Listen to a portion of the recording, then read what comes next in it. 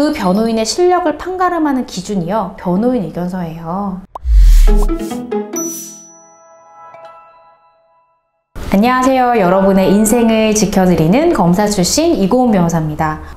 제가 운영하는 법률사무소 온강을 오픈을 했는데요. 오픈하자마자 진짜 대구, 부산, 제주도 지방에서 오셔서 상담 받으시고 사건 의뢰해 주시는 분들이 많아서 진심으로 감사드리고, 이런 많은 성원에 보답할 수 있도록 유튜브를 통해서 좋은 정보 공유하도록 하겠습니다. 오늘은 변호인 의견서의 중요성, 그 핵심에 대해서 한번 알아보도록 하겠습니다. 의뢰인분들이 저한테 오시면 저 이렇게 혐의 부인하는 게 좋나요? 인정하고 합의하는 게 좋나요? 이렇게 그 사건에 대해서 본인이 어떤 스탠스를 취하는 게 좋은지, 어떻게 해결하는 게 좋은지에 대해서만 포커스를 맞추시고, 변호사의 주된 업무 중에 하나인 변호인 의견서를 어떤 방식으로 작성할 건지, 어떻게 낼 건지에 대한 질문을 하시는 분은 거의 없으신 것 같아요. 수많은 법정 드라마를 보면은 판사님 이 있습니다 막 이렇게 하고, 이런 변호사의 역할을 많이 보시잖아요. 변호사의 업무가 이런 구두 변론이 많다라고 생각하실 수 있는데, 특히나 수사 단계에서는 그렇지 않다는 점 여러분 잘 알아두셔야 합니다. 우리가 주장하고자 하는 내용들을 법리 검토를 잘 하고, 우리에게 유리한 증거를 잘 채증을 해가지고 변호인 의견서로 일목요연하게 담아서 제출을 하는 게 변호사의 주된 업무 중에 하나가 아닐까라는 생각이 듭니다. 검사로 재직할 때 제가 얼마나 많은 변호인 의견서를 받아보겠어요, 그죠? 근데 정말 안타깝게도 대부분의 변호인 의견서는 피의자가 주장하는 주장 요지, 변소 요지라고 하는데 그냥 그걸 리피트하는 정도에 그치는 변호인 의견서가 대단히 많아요. 한 몇 장만 읽다 보면 피의자가 주장하는 대로만 써있네. 그래서 그렇게 주의 깊게 보지 않아요. 검사가 받아보고 싶어하는 의견서를 쓰는 게 중요하지 않을까요, 여러분? 그러면 검사가 언제 어떻게 불기소를 내리는지, 또 불기소를 내리면 불기소 결정문이라는 걸 써요. 이런 증거를 종합해서 고려할 때 피의자에게 혐의 없다, 요걸 쓰는데 어떤 증거를 인용을 하면서 쓰는지를 정확히 알고 그에 맞춘 변호인 의견서를 쓰면 검사님도 기록 검토 덜 해도 되고 결정문이 딱딱 나오게 써주면 훨씬 편하겠죠. 제가 검사로서 받아보고 싶은 의견서를 쓰자, 이게 제가 변호인 의견서의 포인트고 항상 그렇게 하려고 노력을 하거든요. 제가 신입 변호사님들을 교육을 할 때도 항상 강조하는 게, 검찰에서 불기소 결정문을 어떻게 쓰는지를 분석하고 그에 맞춰서 변호인 의견서를 쓰라고 해요. 검사님들도 기록 전부를 본다? 그렇지 않아요, 여러분. 경력이 붙다 보면은 제명별로 보는 포인트들이 있거든요. 그만 딱딱 보고 변호인 의견서 확인해요. 왜 확인해요? 재판에서 그 변호사가 그렇게 주장하면서 혐의를 부인할 거잖아요. 근데 그 변호인 의견서 확인을 할 때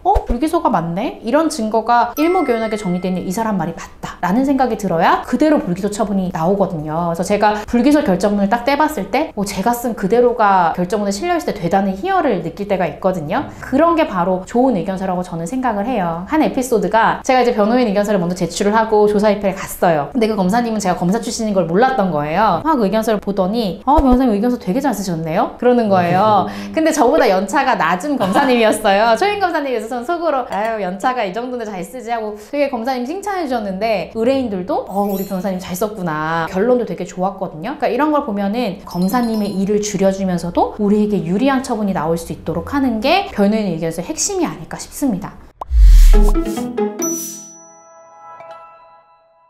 또 제가 한 가지, 제가 수행했던 사건에 있어서 변호인 의견서만으로 수사의 판도를 바꿔놓은 사건이 있었는데요. 이 피의자가 이제 성범죄, 강간, 강제추행의 가해자로 입건이 됐어요. 경찰 조사 때는 다른 변호사를 선임해가지고 진행을 했었는데, 경찰이 조사 끝나고 이거 결론이 어떻게 날 것 같습니까? 이렇게 물어봤더니 검찰로 넘어가죠, 이런 식으로 기소 의견으로 송치하겠다. 그러니까 이분이 피해자도 불러 조사하고 나도 한 번 더 불러 조사해줘야지, 이렇게 기소 의견으로 송치하면 어떡하냐고 했더니, 더 조사할 거 없고 검찰 넘길 테니까 검사님 앞에 가서 얘기하세요, 이런 말을 들은 거예요. 그래서 이제 성범죄 전담 검사 출신을 찾다가 이런 상황에서 어떻게 해야 되냐라고 저한테 의뢰를 하신 거예요. 경찰대 조사받은 조서를 제가 한번 쭉 봤어요. 너무 대답이 엉성하게 돼 있는 거예요. 그리고 변호인 의견서도 피의자의 주장 내용을 그냥 그대로 리피트하는 정도이지 어떤 새로운 증거를 우리가 먼저 제시하는 거는 전혀 없더라고요. 이게 업무상 위력에 의한 간음, 업무상 위력에 의한 강제추행이었거든요. 그래서 이제 의뢰인이랑 미팅을 통해서 업무상 업무상 위력 관계가 있는지, 상하 관계가 있는 건지, 그 회사의 구조가 어떤지 이제 이런 거를 들었더니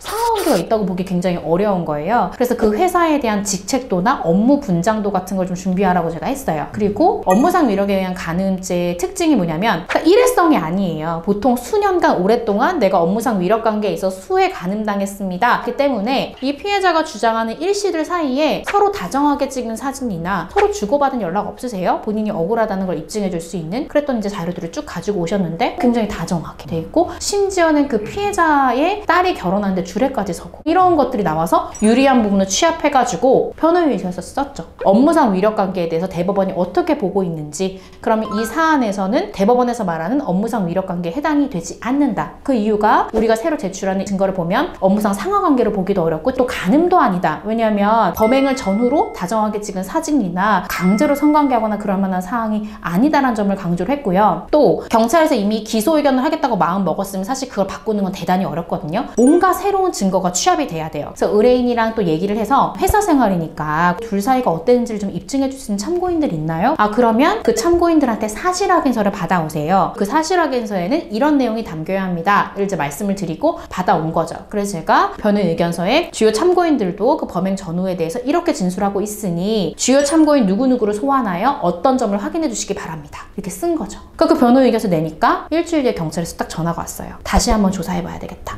그리고 참고인들 누구누구 수사해보겠다. 그래서 결론적으로는 경찰에서 불송치로 끝났고요. 이의 신청을 했지만 검찰에서도 무혐의로 깔끔하게 끝났습니다. 그러니까 이 사건은 변호인 의견서 단계 때 그런 주요 증거나 주요 참고인들을 제시하지 않았다면 경찰에서 만연히 기소 의견으로 송치됐고 검찰에서도 기소가 될 수 있는 사안이었어요. 이만큼 변호인 의견서가 수사의 변곡점이 될 수 있고 판도를 뒤집어 놓을 수 있다는 거 굉장히 유념하셔야 되고 지금 변호인 선임해서 함께 하고 계신다면 변호인 의견서에 대해서 반드시 본인이 열람해 보시고 부족하다고 생각하시는 부분을 변호사님이랑 한번 상의를 해서 수정 요구도 하고 조금 더 적극적으로 대응할 필요가 있다는 거 제가 꼭 강조하고 싶습니다.